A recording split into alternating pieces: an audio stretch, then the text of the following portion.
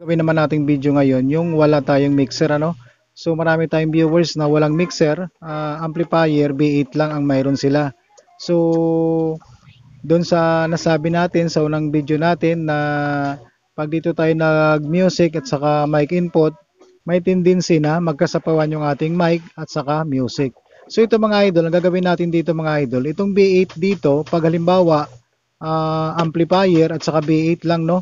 So itong B8 natin, gagamitin na lang natin ito sa ating ang Bluetooth wireless receiver.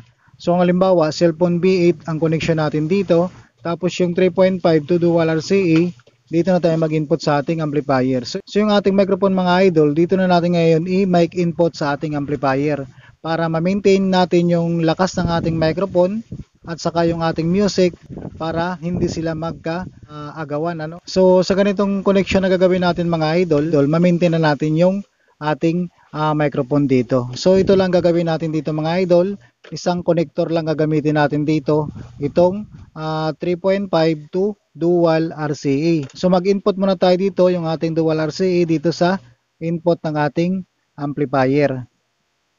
So output naman tayo dito mga idol sa ating monitor output. So ngayon, headset output naman ang gagamitin natin. So ang pinaka-volume nito mga idol, ito pa rin yung monitor volume. So ito yung ating company mga idol, ito pa rin yung ating volume dito sa ating incoming signal.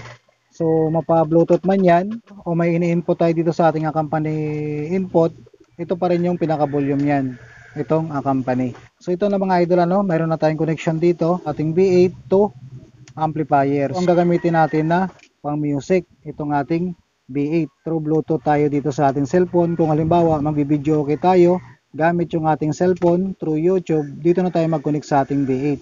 So ngayon mga idol, gagamit naman tayo ng microphone dito sa ating amplifier. So katulad nito mga idol ano, ang gagamitin ko ritong microphone, itong ating wireless microphone. So wireless receiver natin, mag-output lang ako dito papunta sa microphone input ng ating amplifier. So ito mga idol, yung ating amplifier na 735, mayroon naman siya ditong wireless microphone input dito sa likod niya. So hindi lahat naman kasi ng amplifier na ginagamit natin ay mayroong microphone input dito sa likod ng ating amplifier. So doon na lang tayo mag-input sa harap para normal na connection na lang gagawin natin na lahat ng amplifier, doon na lang tayo mag-mic input sa harap ng ating amplifier. So ang gagamitin lang natin dito mga idol, kasing sukat lang itong mga idol ng ating dynamic microphone na PL jack or TS no, 6.35.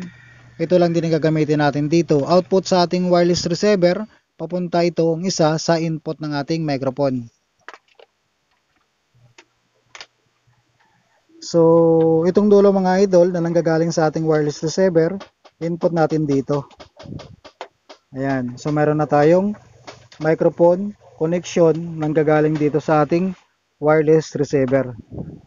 So ito na ngayon mga idol ano, lagyan na natin yung music, yung ating B8. So yung ating microphone hindi dito naka mic input kundi dito sa ating amplifier.